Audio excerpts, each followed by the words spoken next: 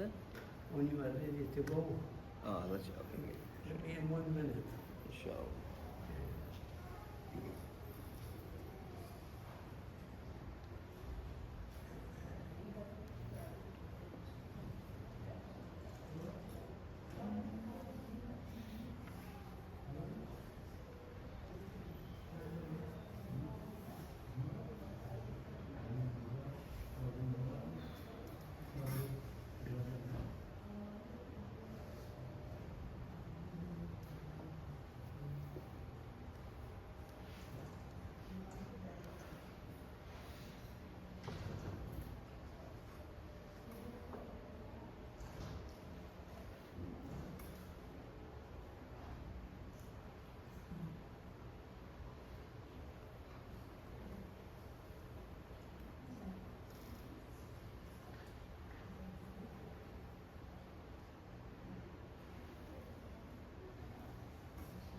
Okay, 1 minute. 1 minute.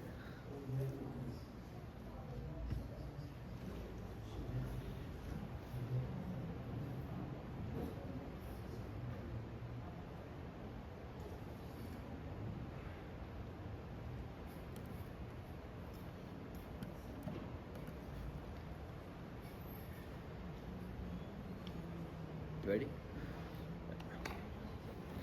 Assalamu alaikum wa rahmatullah. Bismillah ar-Rahman ar-Rahim. Alhamdulillah. Wassalatu wassalamu ala Rasulillah. Wa ba'd. Continuing with the story of Prophet Yusuf.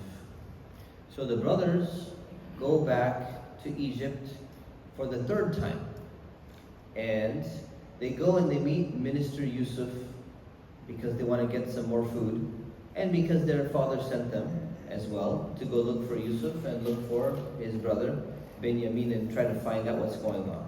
So they went to Yusuf and they began by complaining how poor they were. They said, we're so poor, our family's suffering, we don't have much money, we can't even pay for food. Can you please give us sadaqah? Can you please give us some food for free? And we're in a really bad situation. So they humiliated themselves in front of an Egyptian minister. And Yusuf, they didn't know it's Yusuf. Yusuf started feeling bad for them. I mean, how could the children of Allah's messenger humiliate themselves like this by begging in front of an Egyptian minister? It's not befitting. It's dishonorable to do something like this. So Yusuf decided, this is it. I can't take this any longer. These arrogant brothers who thought they were the best, and they thought they were so amazing, they thought they were better than Yusuf, and they thought they were better than Benjamin, now they're humiliating themselves in front of foreigners, Egyptians. So it's finally time to continue with the rest of the plan. So Yusuf told them, he says, do you guys remember when you threw Yusuf into the well so many years ago? And the brothers, they were shocked. And they couldn't believe it, that nobody could have known this secret besides them. Even Benjamin didn't know. So nobody could have possibly told him, an Egyptian minister, that this had happened. So until now, they were not able to recognize that this is Yusuf. Because he looks so different, dressed many years, it's been such a long time. But Yusuf recognized them. And this is exactly what Allah told Yusuf would happen so many years ago when he was in the well. If you go back to the story, when he was in the well, Allah said that one day you're going to tell your brothers what they did to you, and you're going to recognize them, but they won't recognize you. Now back then, Yusuf had no idea what that meant. It just meant that one day he's going to get, we won't kind of call it revenge, he's going to get his justice. That they're going to be in trouble and they're going to be reminded what they did, and they're going to feel sorry for what they did. And today was that day. And it happened exactly the way Allah had told Yusuf when he was in the well. So they started looking very closely at him. Like, can you imagine? They're like looking at this Egyptian minister. They're like, who is this guy? There's no way he could possibly know this. And then they started to realize, when they started focusing and thinking about it, they said, this could only be Yusuf standing right in front of them. It can't be anybody else. There's absolutely no other possible explanation. So they said, are you really Yusuf? And Yusuf said, yes, I am. And this is my brother Benjamin over here. He called his brother Oab. And he says, look where we are. We're here, me and my brother, we're in charge of Egypt. We're in charge of one of the most powerful civilizations in this land. And he didn't say because we're special. He said, Allah has blessed us. He said, Allah rewards the ones who remember Him and the ones who are patient. So Yusuf is attributing all of this success to Allah's blessing. And also, why does he get Allah's blessing? Because he reacted in the way that Allah told him to. You're supposed to remember Allah, never forget, and you're supposed to always be patient in the tribulations, the difficulties, the tests that Allah gives you. So the brothers, still, they're just shocked. They can't believe that Yusuf, their brother, whom they hated and they thought was worse off than them, is now the minister of Egypt. They thought he must have died. They thought he was some slave maybe somewhere. They don't really care because they wanted to get rid of him. And now they realized how wrong they had been. And so something snapped in them and they realized that, you know what? We were wrong this whole time. And they admitted and they acknowledged and they said, yes, you're right. Allah has definitely blessed you more than us. And they admitted, we were wrong. And they said, please forgive us. We're really sorry for what we did. And Yusuf recognized and he saw the sincerity in them. And after all these bad things that they had done to Yusuf, what does Yusuf say? What would most people say? Most people would say, you think one sorry is going to make up for everything that you did? I mean, they tried to kill him. They almost killed him. But he felt the genuineness in what they were saying, and he's somebody who forgives easily. So Yusuf said, I forgive you, and may Allah forgive you. So this is the height of forgiveness. Not only do I forgive you on a personal level, but I'm even going to ask Allah to forgive you. And so Yusuf did not hold any grudge against them. And now that it's not a secret what his identity is, who he is, Yusuf now wants to go meet his family. So he heard that his father became sick, not really sick, but his father's eyesight was becoming dim and it became weak because he was crying so much. So he told the brothers, he says, hey, I want you to take this shirt of mine. He gives them another shirt. We've seen the shirt many times. We've seen the shirt from the well. They took it, showed the fake blood on the shirt. We've seen the shirt being torn in the house of the minister. And now we see the shirt again being given. There's a symbolism in there. He gave a shirt. He said, now take this shirt of mine and place it on my father's face. And he will realize that it's me. It's truly me. And he's going to get his full eyesight back. It's going to be restored. And then I want you to bring the entire family and you're going to move to Egypt. Because I'm the minister. Right now, where were they living? They were living in a small little land. Because you're going to migrate to Egypt, and I'm a powerful minister, and we're going to live here, especially for a while. Because this is a great city, great place, and I have a position of authority, so we're going to be just fine.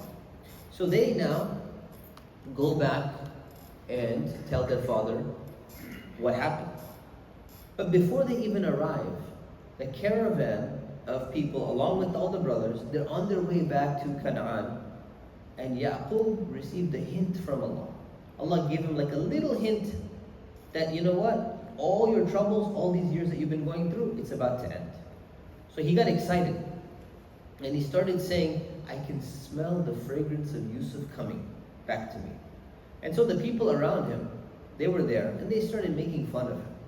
And they're like, man, you're still living in your delusion. Your son is gone. It's been so many years. Move on with your life, man. No, stop this. But Yaqub, he's a prophet. He's not just like some senile old man. He's a prophet, and he's receiving revelation. So he believed in Allah's promise, and he believed in the sign that he received. So finally the caravan arrives. And imagine, Yaqub has to deal with all of this, and on top of that, he has to deal with the criticism from his people.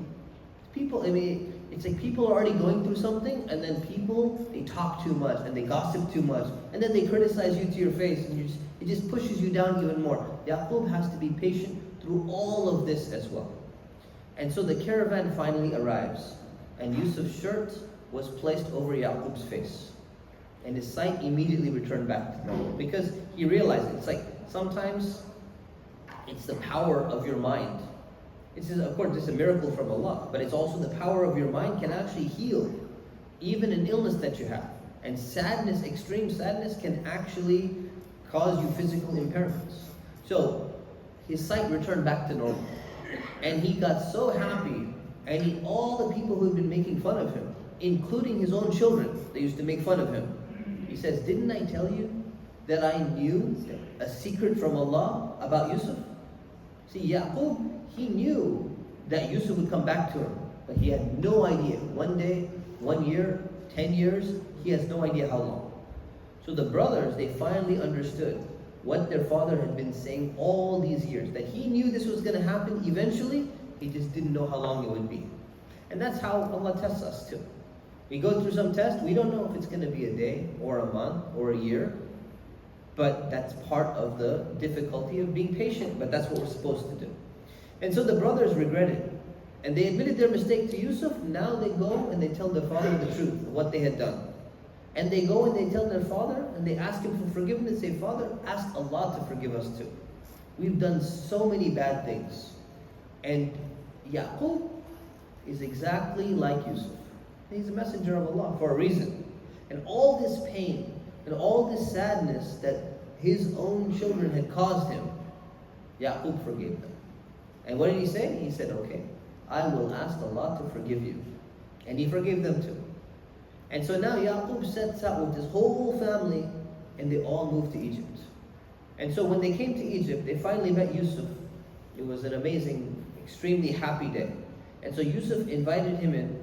He invited his parents, mother and father. Whether it was his stepmother or his real mother, we don't really know. But he invited his parents to come and sit near the throne where he is. And he was obviously sitting on his own throne. And everybody bowed down in front of Yusuf out of respect. This is a bowing of respect. It's not a bowing of worship. This was something that was allowed back then. And then Yusuf said, this is exactly what the dream that I had when I was young meant. Because he saw 11 stars, he saw the sun and the moon, and they were all bowing down in front of me. And the 11 stars were the 11 brothers. And the sun and the moon were the mother and the father. And he says, it meant that Allah is going to elevate me to a status in this world where there's going to be such a level of respect that I have, that even my family is going to show respect to me like this, let alone the entire civilization of Egypt. So what did Yusuf do? Yusuf was not arrogant. He was not like, look at me, this is awesome, I earned all this. Yusuf always thanked Allah. So he thanked Allah again for everything. And Yusuf realized that all of the difficulties that he went through in his entire life, we have the life story of all the difficulties Yusuf goes through. All these difficulties were temporary tests. And so now he's in such a high position, he goes from up, down, up, down, up, down, and now he's in an up. And basically it shows us that in life, this is the way things happen. And now he holds a position of authority in Egypt, but still Yusuf remains a humble, dedicated servant of Allah throughout his entire life. And that is the end of the story of Prophet Yusuf. So, before we move on, are there any questions about Prophet Yusuf's story that we covered? Yes. What was the confirmation of Prophet Yusuf and Prophet Yaqub When? right after Yusuf invited him over his place? When he invited him to Egypt? Yeah.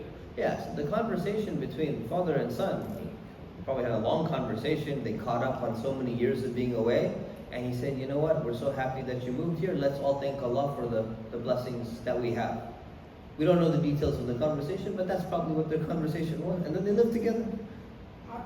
Happily ever after. Yes, any other questions?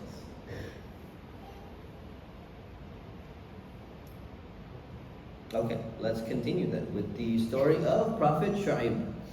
So Prophet Shu'ayb, he lived in a place called Madian, or in English it's called Midian. And these people of Madian, they were Arabs, and they were traders, they were business people.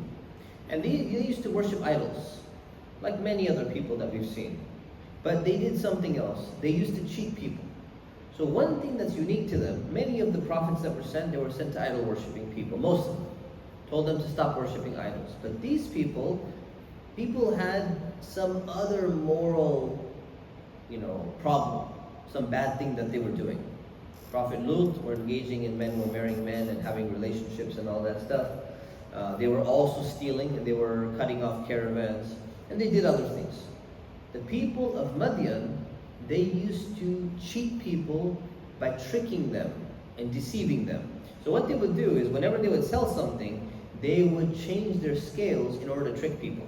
Like hacking a scale, basically. So what used to happen is, in the past, even about 50 years ago, in fact, even when I lived in India, they still use these scales, just like 20 years ago.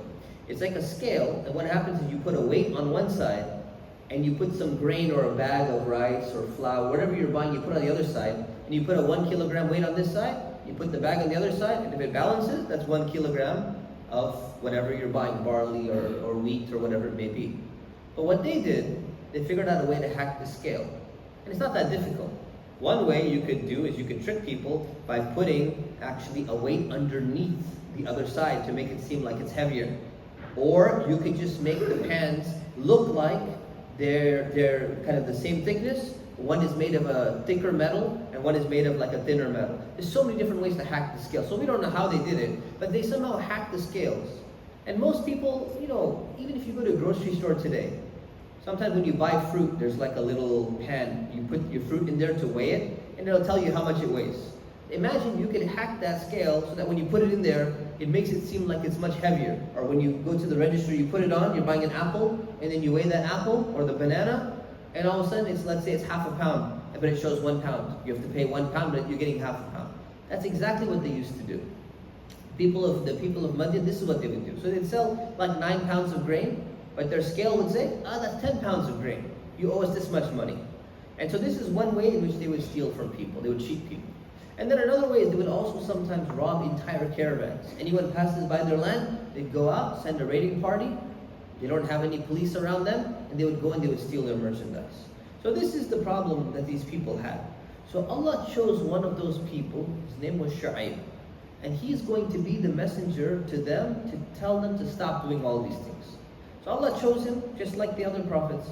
And he went to his people and he said, my people, first you should only worship Allah. Don't worship anyone else besides him. And he said, then don't cheat people. You should give them exactly what they pay for.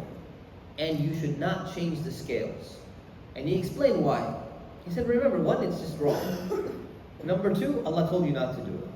But then he gives an additional explanation. He said, whatever money that you make honestly is going to be much better than the money that's made from cheating people. He said, it's not going to bring you true happiness.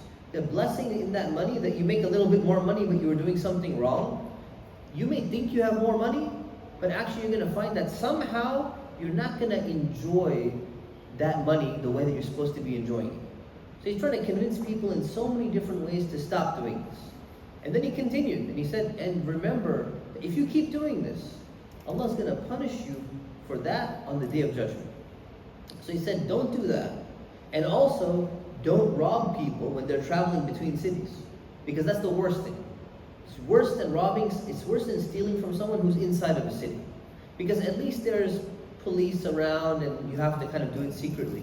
When you rob someone in the middle of nowhere, it makes it dangerous for everyone. Nobody wants to travel.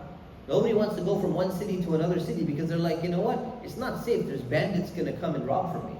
Same thing with pirates in the sea, and they're stealing from people. It causes a panic and a scare for all the people in different societies because they don't feel safe. So Shu'ayb told them, stop doing that. And then another way, so he tries every single, it's not just one method of trying to convince people. He's trying every way to convince them to stop doing it. So then he reminded them, he said, look at all the blessings Allah has given you. Allah made you a rich community. You guys have a lot of wealth. And you have a lot of people. And if Allah wanted, He could have stopped you from having children. And if you don't have children, some people, there's a high level infertility in their society. You wouldn't have children, you wouldn't have people to work, you wouldn't even be a city. You'd be like a tiny little village and you start dying out. Like today, people are afraid. Many civilizations like Japan, Scandinavia, Norway, Sweden, and Finland, they have some of the lowest birth rates in the entire world. And that's why they're trying to somehow encourage their population to get married and reproduce and have children. Otherwise, their entire native population is going to die out. Because people don't want to get married and they don't want to have children for reasons which is another lecture for another day. So this is what's happening. So Prophet Shu'ayb is explaining to them. He's saying, you know what? Allah could have done that to you. But look, He's giving you these blessings. How do you thank Allah for your blessings? By fulfilling the responsibilities of those blessings. By not cheating. And by being thankful for what you have. So how did the people respond? These are the people of Madian. So how did they respond? So the leaders, just like the leaders we've seen of Prophet Hud and Prophet Saleh and so many other prophets, they said, Shu'ayb, you want us to give up what our parents worshipped and our grandparents worshipped? You want us to just stop that? You want to take away our freedom to do whatever we want with our property? It's the whole talk about freedom. We hear this a lot in society. Well, I'm free to do whatever I want, and I have the freedom to do that. But they use a similar argument. It's our money. It's our goods. We should be free to do whatever we want. We should be free to transact however we want. And then they insulted him. Just like Prophet Lut's people insulted him. They say, you pretend like you're the only wise person here. Like we're doing something wrong. You're the only smart person telling us that, we shouldn't be doing this thing. And then they continued. And they said, we're going to kick you and your followers out of this town unless you come back and you return back to our religion. You come back to worship idols. You come back and you stop telling us to do these bad things. We're not going to allow you to keep telling us to do the right thing. Not only will we not do it, we're not going to even allow you to continue telling us to do it. You don't have the freedom to even speak. But we have the freedom to do whatever we want with our things. It's a hypocrisy. So Shu'ayb responds. And he says, you want to force us, because he had other Muslims who believed in him. You're going to force us to return back to that religion, even if we hate it? Like, what about freedom of choice when it comes to religion for us too? He said, we can't do that. We can't go back to worshiping idols, the people who had worshipped idols before and then they stopped. We can't do that because we'd be telling a lie against Allah. Allah saved us from that false religion. And we cannot go back to that religion unless Allah tells us and wants us to. And of course, Allah is never going to tell them to worship idols. So then they went and they made dua to Allah and they said, oh Allah, you decide which religion is right and which religion is wrong. You're the best judge. Allah gets to decide what is the correct religion. This is not a popularity contest. This is not about, well, you like this in this religion and you don't like that in this religion. Who makes the final decision of what's true and false? It's Allah. Some things are right and some things are wrong. So the leaders of Madian, they went back and forth with Prophet Shu'ayb. So the leaders of Madian, they came and they told the people, they said, listen, we're warning you, all you people, all you Muslims. If you follow Shu'ayb, you're going to lose a lot of money. You could make so much money, you're going to become poor if you follow this guy. So Shu'ayb, he doesn't just sit there, he responds. And he said, listen, my people, if you don't like me, and you don't want to follow what I'm saying, then I'm warning you, you need to be very careful.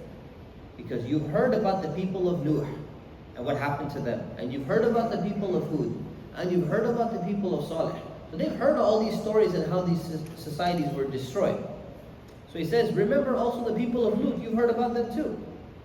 All these four communities, you know their story, and you know how it ended.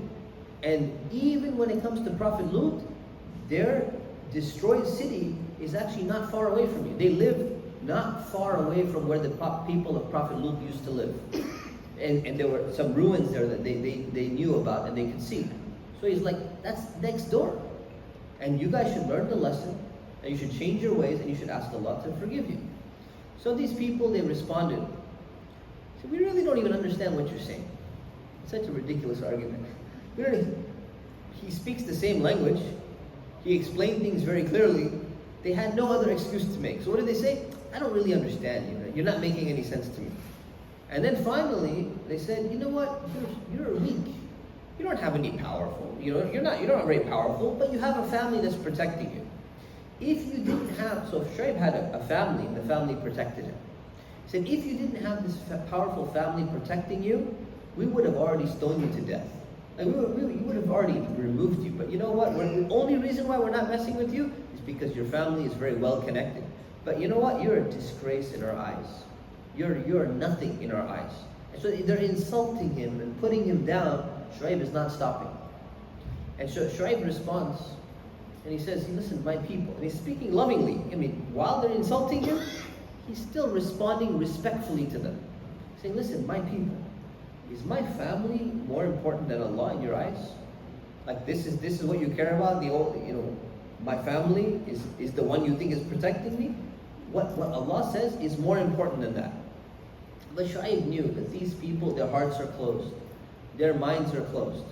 So finally, after arguing back and forth, he said, you know what, my people, you can do whatever you want, and so will I.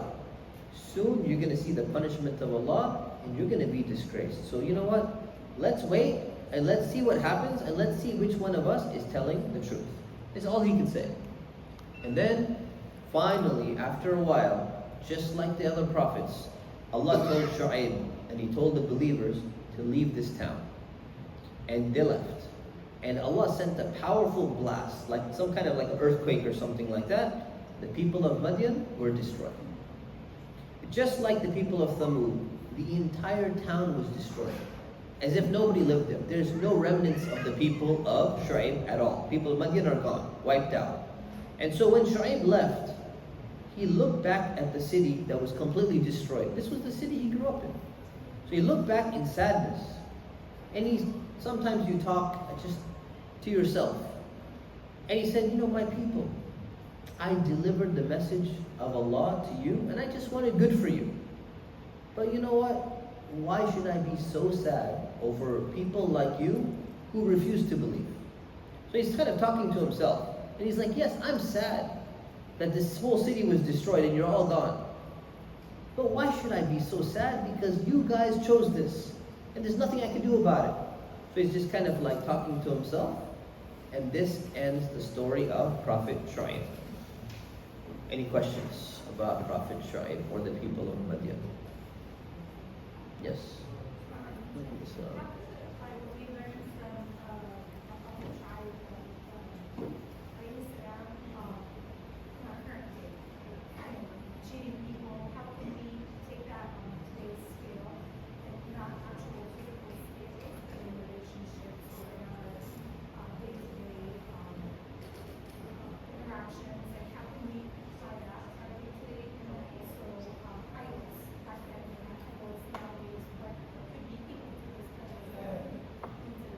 Yeah, so I mean, all these stories can be applied to today in several different ways.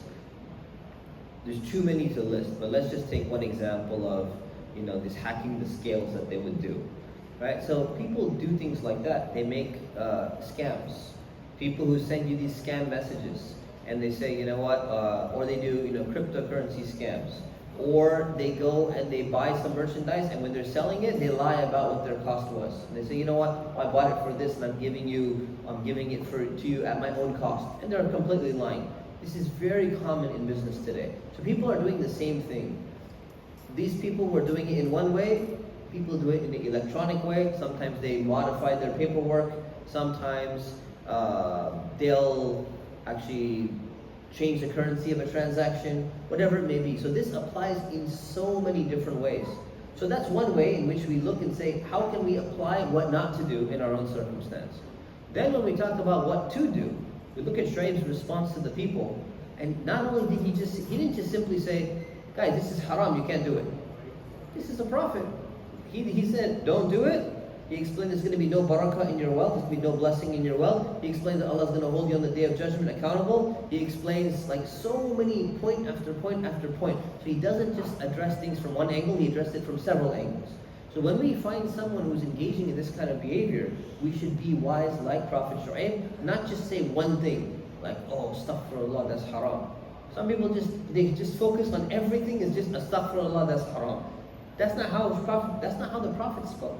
So we learn the wisdom of how you're making da'wah and addressing people when they're doing something wrong as well.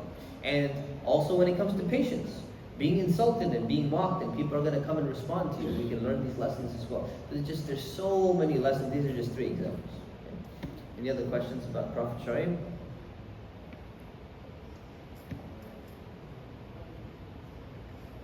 Okay. Let's see. Can do. But I think we'll stop there. Prophet Ayub will be next week. But although his story is super short, still can't be done in 2 minutes. And even though I'm pretty fast, I still can't do it in 2 minutes. So, I wish. It'll probably be 5. So I think we might have to change the time of the class again next week to be after Maghrib. So what that means is, should we? Yeah. We should? Yeah. Okay, so should we do 7:45? Start next week. Start next week? Is that good? Yeah. For Maghrib would be 7:45? Yeah. Or like 7:50. So Isha, Abdullah? Sorry. Abdullah, when is Isha? When is Isha next week? Next week? I think it's 8:50. And it's going to come down a little bit. So let's just do this. Let's do 8 o'clock again, inshallah. Is that good? Next week? Yeah. 8 o'clock? Inshallah. So next week, 8 o'clock. We'll leave it at that. سبحانك اللهم وبحمدك أشهد أن لا إله إلا أنت أستغفرك وأتوب إليك. السلام عليكم. Any cookies today? I don't know if there's cookies. It hasn't been cookies for a long time now.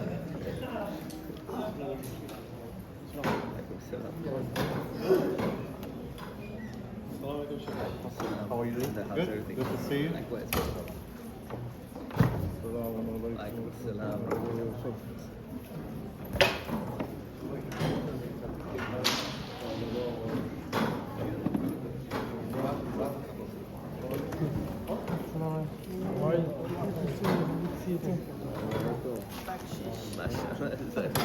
أخي مصطفى الحبيب.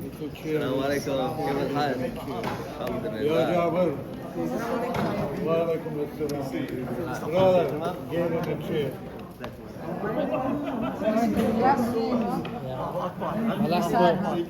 الله أكبر. أخي مصطفى. نعم. flying or driving? لو سمحت. دقيقة. ولا يهمك. الله يبارك فيك. جابر. Yeah. كيف حالك يا جابر؟ الحمد لله. What's your name? أنا عارفك يا جابر. أنا عمو خالد. نسيتني؟ From Masjid يا Hidayah? جابر. أيوه. مسجد هدايا. أنا كنت خادم المسجد يا جابر. Inshallah, he knows everybody.